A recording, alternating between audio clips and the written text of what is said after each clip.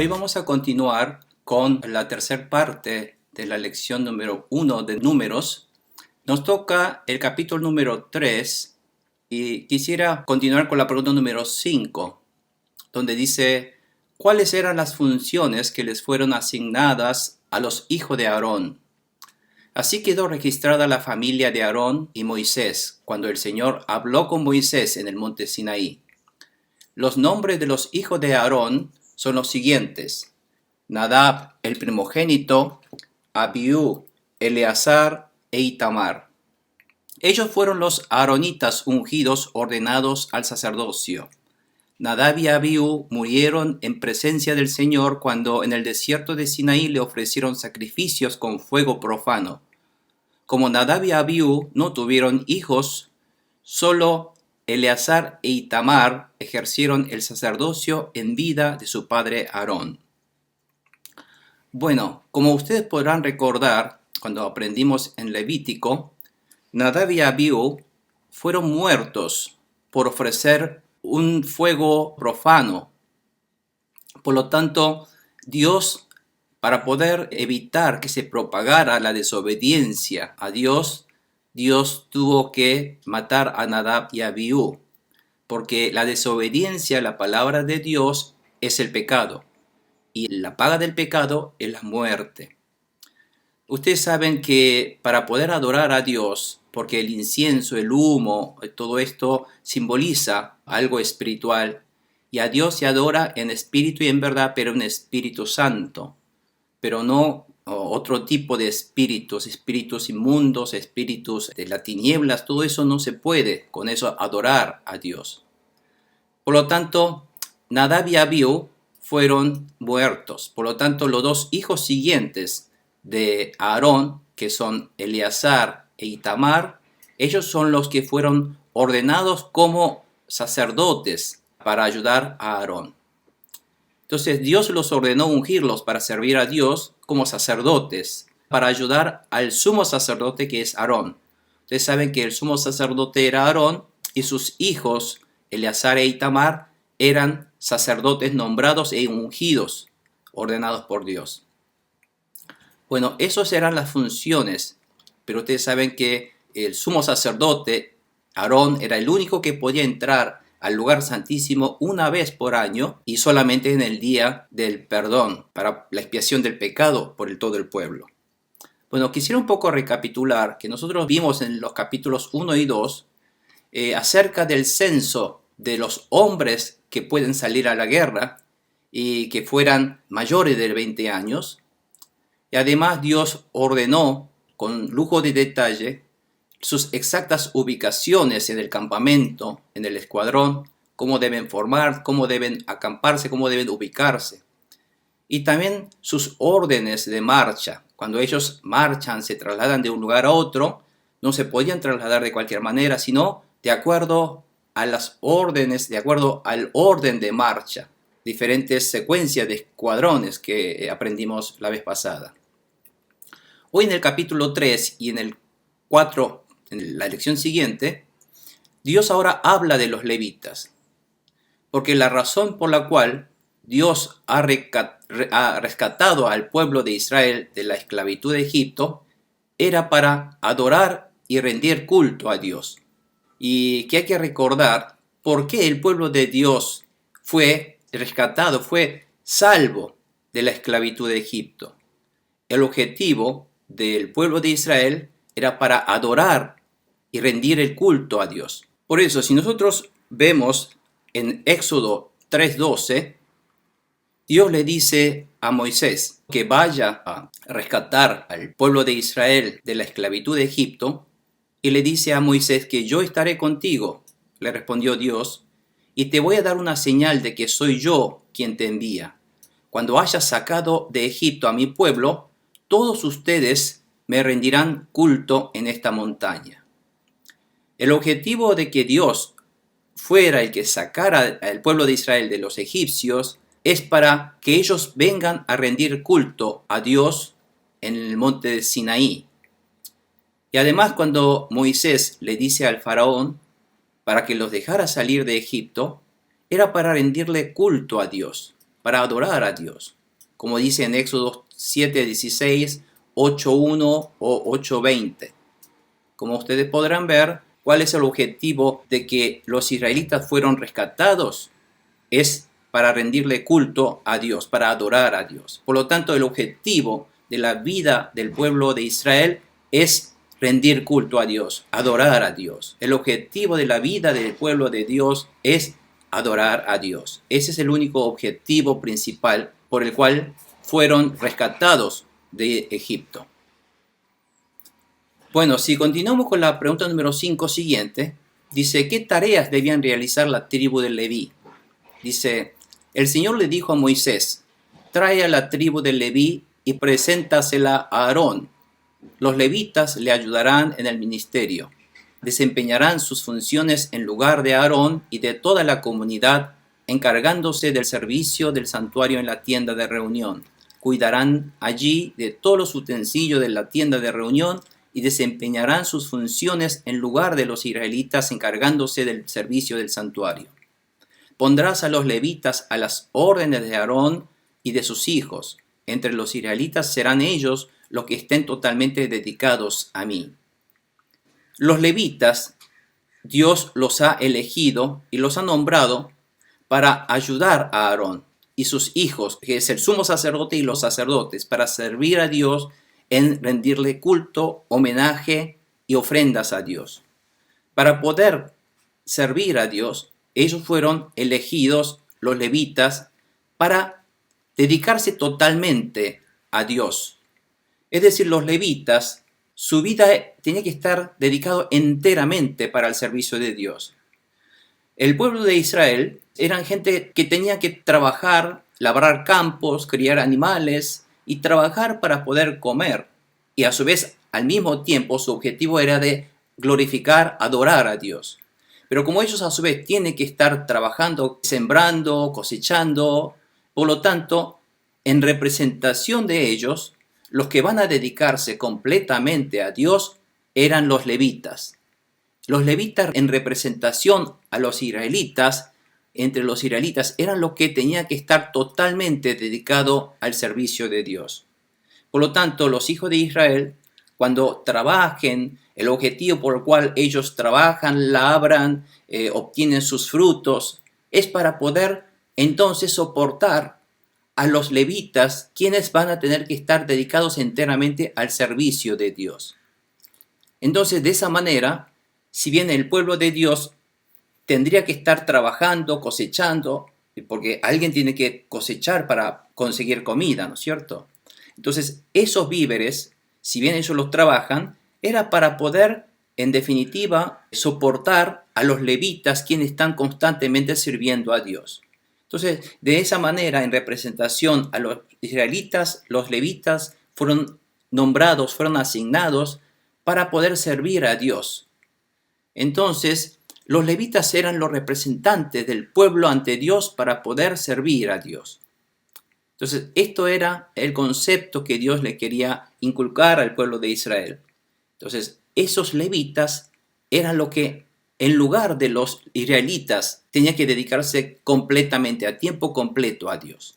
¿Para poder qué? Para poder servir a Dios, adorándole y rendiéndole culto y ofreciéndole sacrificios. Entonces, esa es la tarea de toda la tribu de Leví.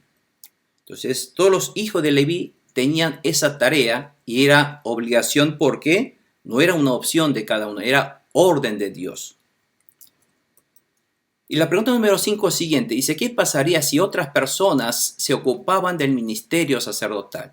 Dice, a Aarón y a sus hijos les asignarás el ministerio sacerdotal.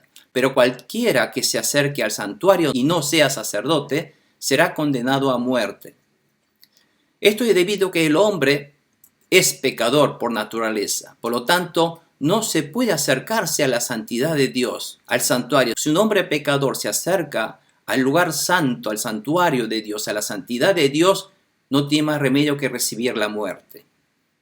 Pero Dios, para evitar eso, Dios nombró sacerdotes que son también pecadores, pero para que ellos pudieran interceder por el pueblo, para que no mueran, Entonces ellos debían ofrecer ciertos requisitos ordenados por Dios, por ejemplo el derramamiento de la sangre del animal de sacrificio para expiar, para cubrir, para borrar el pecado de ellos. Entonces, por eso el sacerdote era aquel que tenía que también purificarse con la sangre del animal en el momento de la unción, tenía que purificarse con sacrificio del animal, todo con el perdón de pecado necesario con el derramamiento de la sangre. Y recién podía él servir como intermediario, como el intercesor, para pedir el perdón del pecado del pueblo ante Dios. Es por eso no cualquier hombre puede acercarse a la santidad de Dios, sino solamente aquellos que Dios lo acepta cubriendo sus pecados a través de la sangre del animal de sacrificio, de expiación. Por eso Dios dice que no cualquiera puede acercarse. ¿Por qué? Porque recibirán la muerte. Porque la paga del pecado es la muerte, y el hombre pecador no tiene más remedio que recibir la muerte ante la presencia de Dios. No puede acercarse ellos a la santidad de Dios justamente porque mueren. La pregunta 6 dice, ¿de quién eran los levitas? Y en el versículo 12 dice, yo mismo he escogido a los levitas de entre los israelitas como sustitutos, y quiero que se concentren en esta palabra, como sustituto de todo primogénito, y los levitas son míos. Primero dice que los levitas son de Dios, y porque Dios los ha escogido para ser sustitutos de todo primogénito. ¿Y por qué primogénito? Acá tenemos que entender de qué se trata los primogénitos. Los primogénitos, que son como primer fruto de vientre, eran lo que en la antigüedad, en el pueblo de Israel, eran lo que representaban a la familia, el primogénito, y los primogénitos eran los que heredaban la bendición de Dios. Eran los que representaban a la familia, eran los que heredaban la tradición de la familia, eran los que tenían que llevar la tradición de la familia por generaciones, de primogénito en primogénito, y esa bendición de Dios era la promesa de Dios. La promesa de Dios era la salvación prometida a través de nuestro Señor Jesucristo. Por lo tanto, los primogénitos eran los que representaban a la familia. Tal es así que, ejemplo, los primogénitos eran los que recibían hasta el doble de la herencia que de los demás hermanos. Por eso, los primogénitos tienen una importancia en la cultura hebrea como el símbolo del representante de la familia. Por lo tanto, el primogénito era el que tenía que llevar la fe de Dios de la familia. Y se acuerdan que el primogénito, Jacob, por ejemplo, si bien él no era primogénito de sangre, pero por simple hecho de querer recibir la bendición de Dios, de su padre Isaac, y continuar con esa bendición de la familia, con esa tradición de la familia, y que él fuera el que llevara la tradición, la palabra de Dios, la obediencia a la palabra de Dios a sus próximas generaciones, esa es la bendición que él esperaba, y eso es lo que se llama como el primogénito espiritual. Y el primogénito en realidad es el símbolo de aquel hombre de fe en obediencia a la promesa de Dios. Por lo tanto, en la antigüedad los primogénitos, no siempre de sangre, eran los que obedecían a la palabra de Dios y los que continuaban con las promesas, a la espera de la promesa de Dios en obediencia a su palabra. Y vivían de acuerdo a las órdenes de Dios. Por eso la palabra primogénito es en realidad el símbolo de aquel que continúa la fe de la familia. Ustedes saben que Adán tuvo el primer primogénito, era Caín en realidad. Pero Caín desobedeció a la palabra de Dios. Y el que tuvo fe en realidad fue Abel, que fue asesinado. Pero Dios le ha dado su tercer hijo Set, que a través de la fe de Set llevó la primogenitura de la familia a través de Set, y toda la fe fue alcanzado a sus generaciones futuras a través de aquellos hombres de fe que en realidad son los primogénitos para Dios. Por lo tanto, los primogénitos son el símbolo de la familia que obedece a la palabra de Dios. Pero esa familia, ese primogénito, que debe ser familia de fe, debía ser en realidad sustituido por estos levitas.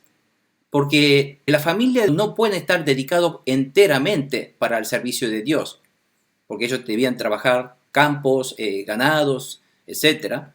Entonces, el que debía entonces representar a ellos, sustituir a ese primogénito para servir a Dios en lugar de ellos, en representación a ellos, eran los levitas. Entonces el plan de Dios era que los levitas, cada levita, fuera el que representara a cada primogénito que representa a cada familia de Israel. Por lo tanto, si el levita se dedicaba enteramente su vida al servicio de Dios, entonces eso quiere decir que su representado, el primogénito, estaba sirviendo a Dios. Y entonces ese primogénito, a quien representa a su vez, representa a su familia. Entonces esa familia es entonces el que estaba sirviendo a Dios, porque todos apoyaban al levita que representaban a ellos, ofreciendo ofrendas, entregando ofrenda de sacrificio, ofrenda de agradecimiento, ofrenda de comunión, etc. Entonces, esa era la manera que Dios quería que le adoraran. Esa es la manera, la modalidad en que Dios quería que adoraran a través de los siervos de Dios, que son los levitas. Y a su vez los levitas tenían que servir a los sacerdotes, y los sacerdotes al sumo sacerdote. Y todo, ¿cuál era el objetivo? De todo, obedecer y adorar a Dios, obedecer la palabra de Dios. Y el objetivo de Dios era de darle la salvación a través del sacrificio de animales, para que todos no mueran, sino fueran salvos a través de la sangre. Entonces, en definitiva, el objetivo y la voluntad de Dios era que todo el pueblo de Israel le adoraran para que fueran salvos a través de la sangre que ellos ofrecían del Cordero, que era el símbolo de lo que Él iba a hacer a través de su Hijo unigénito Jesucristo en el futuro, de salvarlos a través del armamento de sangre de Jesucristo y a través del sacrificio de Jesucristo en lugar de todo lo demás, en representación a todo lo demás, para que fueran salvos. Aquí el concepto, constantemente lo que Dios quiere enseñar al pueblo de Israel es la idea de representación, que uno puede representar a los demás y que uno, en lugar de los demás, puede ser el que pueda morir por todos los demás. Porque eso es lo que va a realizar en el futuro a través de Jesucristo. Si bien un solo hombre, una sola persona, que es el Hijo de Dios, Jesucristo, si bien uno murió, Él en representación y en redención por toda la humanidad, entonces Él como primogénito, representación a toda la familia de la humanidad, su muerte redimió del pecado a la humanidad. Ese concepto es lo que Dios quería inculcar en la mente del pueblo de Israel. Por eso explica ahora por qué Jesucristo, si bien Él murió, todos hemos sido perdonados de nuestros pecados. Y ahí está la sangre.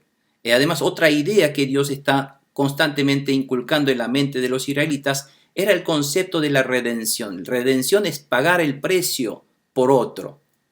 Es decir, si bien Cristo murió en lugar de el pecador que somos todos nosotros. Por lo tanto, el de representar a los demás y además el de morir en lugar, en reemplazo, en sustitución a los demás, ese concepto también es lo que está relacionado con la muerte de nuestro Señor Jesucristo. Y la pregunta número 6 siguiente dice, ¿cuál es la razón de que Dios haya establecido así? Dice, el Señor le dijo a Moisés, yo mismo he escogido a los levitas de entre los israelitas como sustituto de todo primogénito. Y dice, los levitas son míos. ¿Por qué míos son todos los primogénitos? Cuando exterminé a todos los primogénitos de Egipto, consagré para mí a todo primogénito de Israel, tanto de hombres como de animales. Por lo tanto, son míos. Yo soy el Señor. ¿Qué quiere decir esto? Si ustedes recuerdan, cuando en las Pascuas de Egipto, cuando los israelitas salieron de Egipto, en esa noche de la Pascua del Señor, los israelitas, que también son pecadores, tal igual que los egipcios, pero la razón por la cual los israelitas, que también son pecadores, fueron salvos, es por el hecho de obedecer la palabra de Dios y haber untado con la sangre del Cordero el marco de sus puertas y estar comiendo de ese animal, del cordero, esa noche de la muerte. Entonces, ese simbolismo es lo que ha hecho que todo primogénito de Israel no muriera, porque la matanza del primogénito es la matanza de esa familia. Con este concepto de representación, Dios en realidad tenía que haber matado a todos los egipcios por su pecado. Pero Dios, como no es un Dios malvado, digamos, el amor de Dios permitió entonces que en representación a esa familia solamente murieran cada primogénito nada más, tanto de hombres como de animales. Porque Dios no quería matar a todos, ¿no? Dios no quería aniquilar a todos. Dios quería simbólicamente matar al primogénito como la muerte y el castigo a todos por el pecado, para no matar a todos. Pero eso simbolizaba como la tristeza y la muerte de toda la familia. Entonces, lo mismo tenía que ocurrir con los primogénitos de los israelitas, pero por obediencia a la palabra de Dios y por haber untado con la sangre del cordero, que es la orden que Dios dio a los israelitas, por ese motivo los israelitas fueron salvos. Y el hecho de que ellos fueran salvos y perdonados por Dios, porque sus pecados han sido pagados por el precio de la muerte de ese animal, ahí está el concepto de la redención. Ahora, ellos como fueron comprados con la sangre de ese animal, pasaron a ser de Dios. Entonces, dice, fueron entonces ellos consagrados, todo primogénito de Israel, tanto de hombres como animales, ahora pasaron a ser de Dios. Dice, por lo tanto, son míos, porque ellos fueron perdonados. Ellos tenían que morir, pero si en lugar de su muerte Dios pagó la vida de ellos con la muerte de otro, entonces como Dios pagó el precio de su muerte, ellos ahora fueron comprados por Dios. Por lo tanto pasaron a ser de Dios. Esto es como que si alguien paga el precio de redención del esclavo, entonces pasa a ser dueño de ese esclavo, lo cual significa que él es redimido. Vamos a la pregunta número 7. ¿Cuántos eran los números de los hombres contabilizados de cada descendiente de Leví? Mencione sus funciones y la ubicación de sus campamentos. ¿Por qué los descendientes de Leví fueron contabilizados los hombres mayores de un mes de edad? Dice el versículo 14. El Señor le dijo a Moisés en el desierto de Sinaí: haz un censo de los levitas por clanes y por familias patriarcales, tomando en cuenta a todo varón mayor de un mes.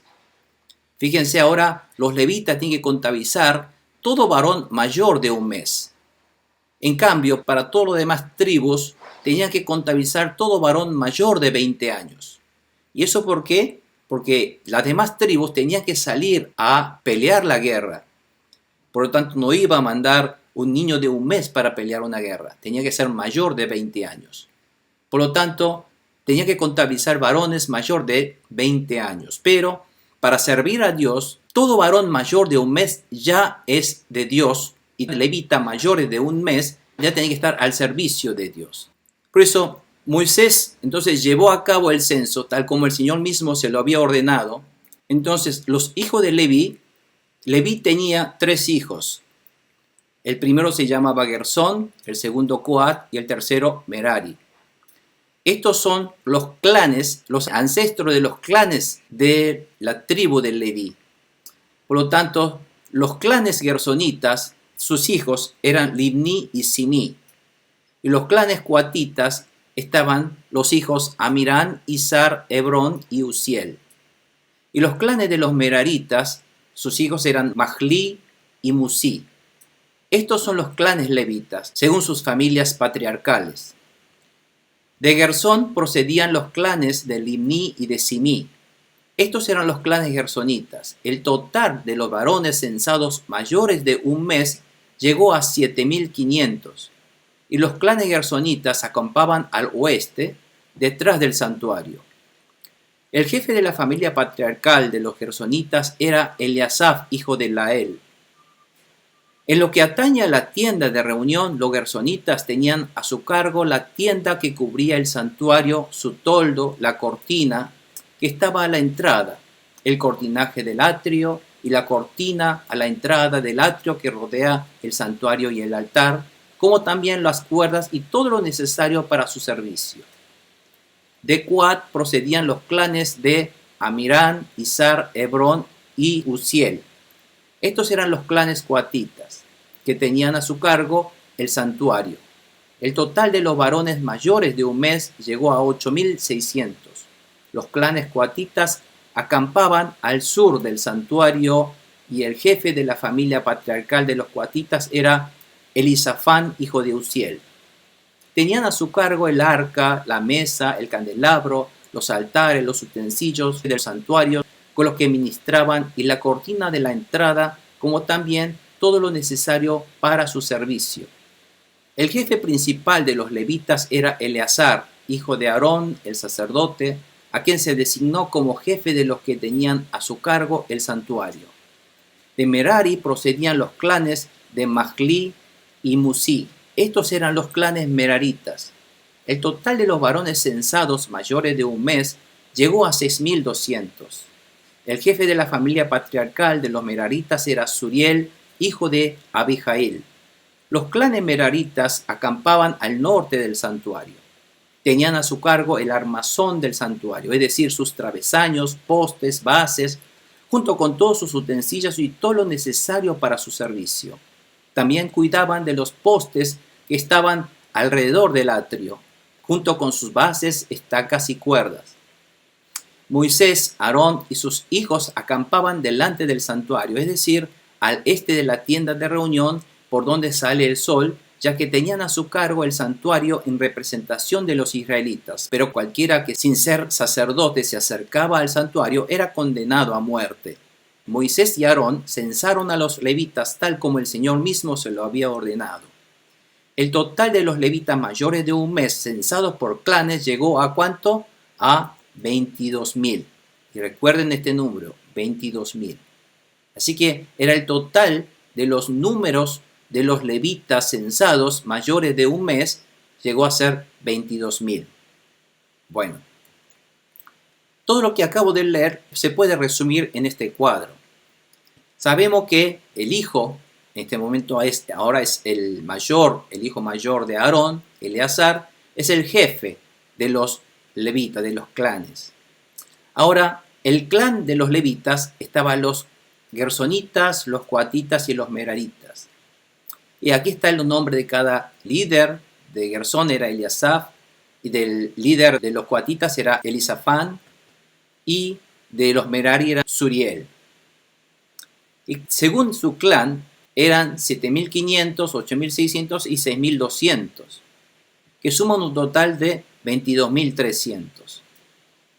Y si nosotros vemos que los gersonitas, su trabajo, su tarea, estaba dedicado a encargarse de todo el transporte, el armado y el desarmado de la tienda, el toldo, las cortinas y todas sus cuerdas, todo lo que sean este tipo de telas, cortinajes del tabernáculo. En cambio, los coatitas eran los que estaban dedicados a lo que había dentro del santuario. Lo más importante era lo que estaba dentro del santuario, era, por ejemplo, el arca que estaba dentro del lugar santísimo. No cualquiera podía entrar en el lugar santísimo, pero justamente en el momento de tener que transportarlo, después vamos a ver cómo Dios permite a los coatitas movilizar y tener que sacar ese arca del lugar santísimo para poder desmantelar el tabernáculo y transportar. Tanto así como la mesa de pan, el candelabro de oro, como todos los altares, el altar de incienso o altar del sacrificio del holocausto, todo estaba a cargo de los coatitas, como así todos los utensilios para llevar a cabo todos los sacrificios a Dios. Y los meraritas estaban a cargo de todo lo que fueran estructuras del santuario, como el armazón del santuario, es decir, sus travesaños, postes, bases, estas tablas que formaban sus paredes, junto con todos sus utensilios. Entonces, Dios subdividió el trabajo según el clan de los hijos, tanto de gersonitas, coatitas y meraritas, que se van a dedicar cada clan de los levitas para transportarlo. Y aquí una cosa interesante que quisiera un poco recalcar, es que si ustedes recuerdan que acabamos de leer en Números 3:39, dijimos que la cantidad de los levitas mayores de un mes censados sumaba un total de 22.000. Pero en realidad, si nosotros vemos, sacamos el total de los levitas según su clan, llega a ser 22.300. Y vemos que hay una diferencia de unos 300 hombres de diferencia. Entonces nos preguntamos por qué entonces, si bien son 22.300 la cantidad de hombres levitas mayor de un mes, ¿por qué entonces oficialmente se totaliza como 22.000? Esto no es por aproximación o redondeo. Esto es porque habría unos 300 de los levitas que fueron los primogénitos de los levitas. Ustedes saben que los primogénitos de los levitas son de Dios. Por lo tanto, como son de Dios, no fueron contabilizados en estos 22.000. Por eso son 22.000 y los 300 fueron sustraídos del total de los 22.300. Por eso se totaliza 22.000. Ahora, como acaba de decir, la ubicación de los levitas en el campamento estaba, digamos, en el centro, aledaño, alrededor del templo de Dios, que es el tabernáculo que está aquí. Y como ustedes podrán ver, los gersonitas tenían que estar en este lugar del lado oeste del templo. Y los coatitas tenían que estar al lado sur, que es aquí, y los meraritas estaban al norte, que es de este lado. Por lo tanto, en orden del sentido reloj, viene primero los coatitas, después los gersonitas y después los meraritas. Y después Dios ordena que aquí del lado este del templo esté acampando Moisés y Aarón, la familia de Moisés y Aarón. ¿Por qué? Porque ellos, los levitas, tienen que estar cerca del templo, porque tienen que estar siempre sirviendo al templo, tienen que estar cerca del templo. Y a su vez, eran los que tenían que guardar el lugar del templo para que ningún hombre pudiera acercarse, porque podía llegar a morir. Entonces, ellos eran los que tenían que proteger que el pueblo no se acercara al templo. Entonces, esta era la ubicación estratégica que Dios le ordena al pueblo de Israel, en especial a los levitas, ubicarse de esta manera. Bueno, hoy vamos a tener que dejar aquí para continuar la próxima clase. Les pediría entonces que por favor lean el capítulo 3 de Números y el capítulo 4 de Números para que podamos continuar la próxima clase con todas las órdenes de Dios hacia los levitas. Les vamos a dar gracias al Señor. Oremos, hermanos. Padre Santo Celestial, te damos gracias por tu bendición de tu palabra, de darnos esta enseñanza acerca de tu palabra de Números, y a través del cual estarás enseñándonos tu estrategia de la guerra espiritual que como todo cristiano hoy día debemos celebrar en nuestra vida actual.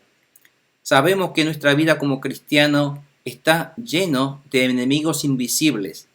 Estos enemigos invisibles, que es Satanás y sus demonios, debemos luchar debido a que son invisibles. No lo podemos vencer si no es a través de tu manera, tu palabra, Señor. Y queremos aprender en obediencia a tu palabra cómo obtener la victoria sobre ellos. Sabemos que la guerra pertenece a ti, Señor. Por lo tanto, queremos obedecer a tu palabra para vencer en esta guerra espiritual de acuerdo a tu manera estratégica espiritual, y queremos ser obedientes a tu palabra, Señor. Bendícenos. Bendice cada uno de nuestros hermanos para que podamos entender tu plan, tu voluntad en esta lucha en el cual debemos ser victoriosos para poder llegar a la tierra prometida que tú nos quieras llevar, a ese lugar, a esa tierra de Canaán espiritual, que todos nosotros encontraremos tu presencia, tu Santo Espíritu en nuestra vida, Señor. Enséñanos, guíanos el camino. Danos ese vislumbramiento, esa sabiduría desde lo alto para poder entender estas verdades espirituales. Utiliza a este humilde siervo tuyo como instrumento de tu palabra para que pueda explicar, para que pueda predicar tu palabra, Señor, de acuerdo a tu voluntad. Que totalmente el Espíritu Santo sea el que nos enseñe tu palabra. En el nombre de Jesús te pedimos y que nos bendigas. Amén y amén.